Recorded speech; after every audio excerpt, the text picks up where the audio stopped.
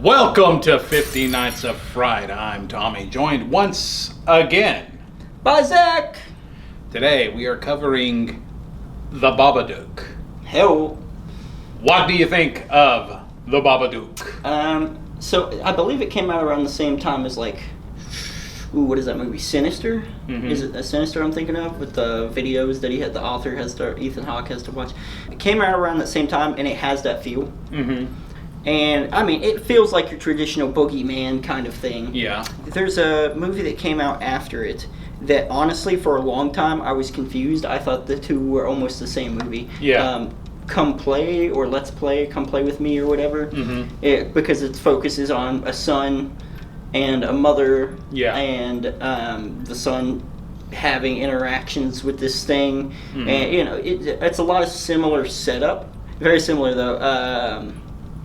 And the vibe, it almost, there's aspects of gothic horror that kind of stuck out to me in this one. I like Babadook more than, so this was my first time watching it for this. So this was interesting. It felt nostalgic in a way because I did watch a lot of 2010s horror, late 2010s horror. I really kind of got back into horror around that time. So it feels like that era of horror. Having said that, I think that makes it not feel as unique as it could, because you had Sinister, you had Babadook, and then there was one more with a very similar Insidious, maybe? character. Not Insidious, Bagul? Yeah, well, that's in Sinister, yeah. Oh, yeah, that is Sinister. So what am I... There's another Bagul. But there's another one in there, but yeah. I think it hits that era well. Mm-hmm. I think that's a good thing that it reminded me of. You can place it like you can with a lot of other decent horror movies. You know when it was. You can feel when it was. And that's not always a bad thing. Sometimes that means it's dated, and sometimes it just means that's a classic of the 70s or the 2010s, you know? Yeah.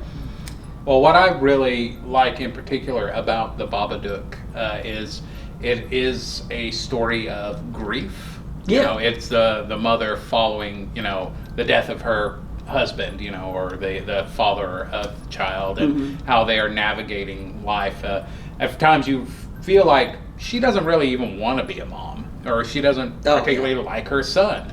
And, I'm not a parent, so I can't really say I can relate. I can't really relate on that aspect, but I'm sure whenever you're going through that grief, you could imagine shouting at your child, which is a terrible thing to do, but this movie it happens. This movie does kind of play on the strenuous relationship of the parent and the child there. But it's already a stressful time to be a parent. I share custody with somebody, and so when I have my child, it's great and I love it, but it's stressful. And it's always been stressful, and so just imagine that you're not split because of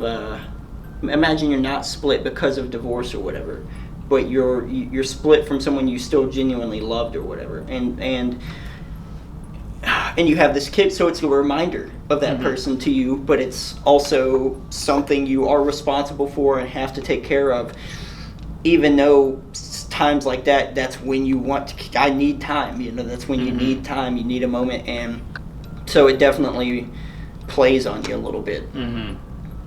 I can definitely understand that, the different layers to this. What do you think of the Babadook's design? Now, it does come off as a little cartoony, a little goofy. This is a low-budget film, I think made in Australia, so we can't really be too harsh on some of the effects on it. But what did you think of his? I think that's the aspect of the movie that gives me the gothic horror vibes. It looks like a gothic horror bedtime story, but either way, it looks like that, and gives me very Nightmare Before Christmas vibes, that kind of thing. I was thinking Cabinet of Dr. Caligari, something. Okay, yeah. Something very spooky, from the 30s. That something that when you look at it, you would think of the word spooky. Yeah. He's the Baba Spook. He's a spooky dude. Like the Resident Evil Village intro kind of design. Of that weird old fairy tale kind of story, Brothers Grimm kind of illustrations. It's definitely got that feeling to it. I know if I ever found a child's fairy tale book like that and I tried destroying it and it kept returning, like, okay, I'm just moving now. Yeah, you can have the house. Yeah, it's like, no thanks, Mr. Babadook. You can keep the house. You get 50% in this divorce. Yeah, it's like, you're good. All right, if we're going to rate this thing on a scale of 1 to 10, where are we placing it? I'm going to give it a 4. A 4? I don't think it's the greatest movie. I don't think it's the greatest horror movie. I don't think it's a great movie. But I definitely think it fits that era, and I enjoyed it. I just don't think it's fantastic. All right. So, do you think the Babadook belongs in the history of horror here, or do you think it would be better suited to be swapped out with something similar, like, say, a Sinister or Insidious or anything like that? Well, here's my hot take of the day. I don't like Insidious. I think they're bad movies. But they also came out around the same time as like Conjuring and stuff like that too. So I think I was kind of tired of some of the just regular tropes that those movies were doing. Don't get me wrong, James Wan's a cool director. But